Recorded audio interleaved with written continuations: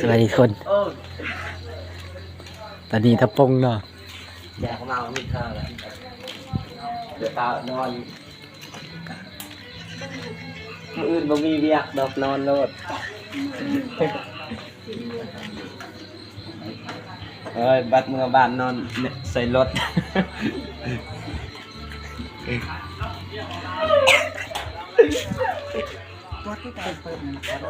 เอาเปิดเลยที่โอ้ยตอนนี้มาได้เว้ย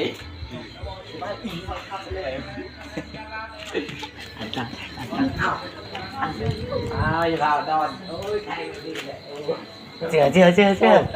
อจำคนวัดเดี๋ยวจอดเลยจอดเลยอ่ะโอ้ย ยอมก่อนเลยบุคือนะยกจอดเลยเชื่ออื่น พิจารณาซื้อของเด้อบ้านตาเมื่อ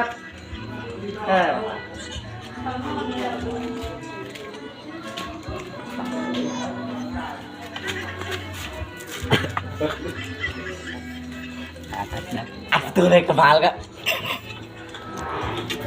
บุคือนะจะเห็นถึงอยู่ตายเสียบ้านใจเหนื่อยไอ้ซึ้งบ้านจองพักมา3 คนว่าแต่บ้านอยู่ใกล้เนี่ย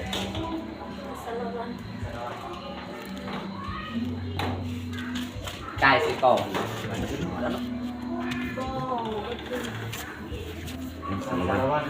ห้าสิก่อนที่บ้านโอ้ยไกลหน่อยเดี๋ยวอย่าเอามาแล้ว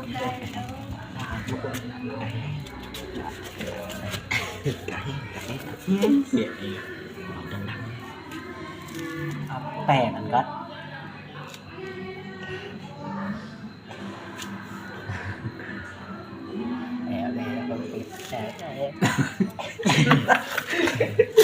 ขับจืดไม่ได้เลยจืดการเจ็บอะไรกลับบ้านเนี่ย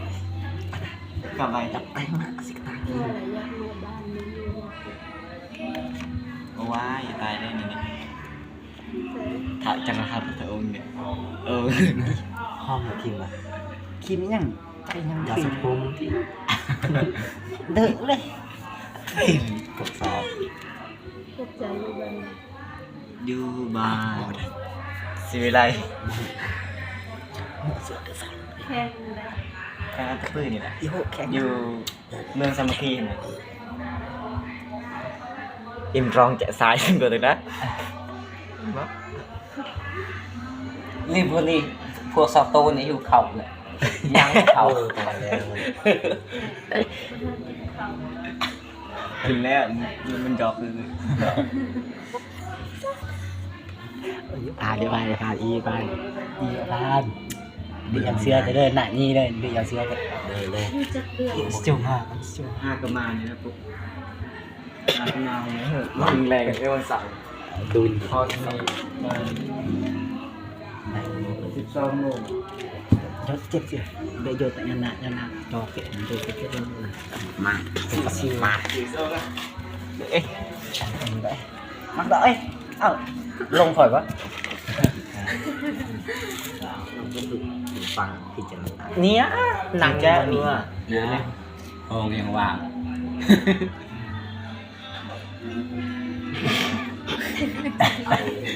โดยผ่านเลยครั้งแรกเลยครั้งแรกเลยขอโทษเลย ไม่ง่าย จะทำแกะมือ อย่า อ่ะ เล่นหนัง นี่คือมีเด็กปวดหรือเปล่า ใช่ ปวดซอง สองตัวเนี่ยสองตัว มียักษ์แก่ ฮะ อย่า จะได้ไปสุดท้าย ก็แล้วจะกองคนโอ้ตาย เรา จะได้ไปสุดท้าย โคตรจ้ะ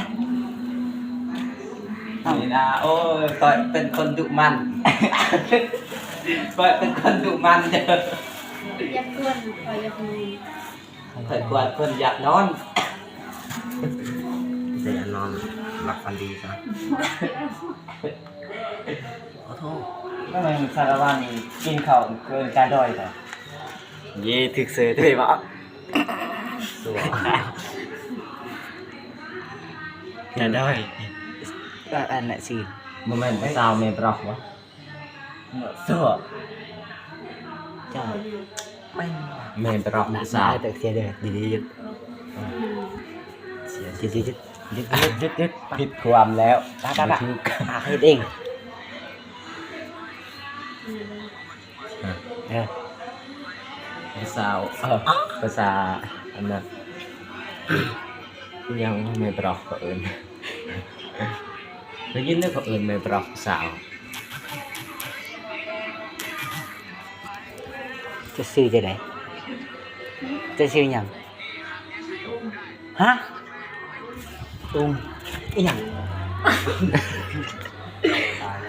มาตอบเลย อีหยังโอ้ โอ้ เฮ้ยไปถามโอเคอยากเลยนี่สัตว์อีกเสียดายมันนี่จะมั้ง เป็นบ้านเดียวกันเบื่อ ชื่อจะแบกกล้วยจะมี เบียกนอนบ่มีเบียก2-3 มื้อเลยครับปกตินี่ห่อกล้วยห่อกล้วยแต่บ่มีห่อกล้วย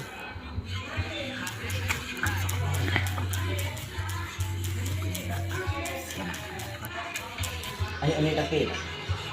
ก่อนนะ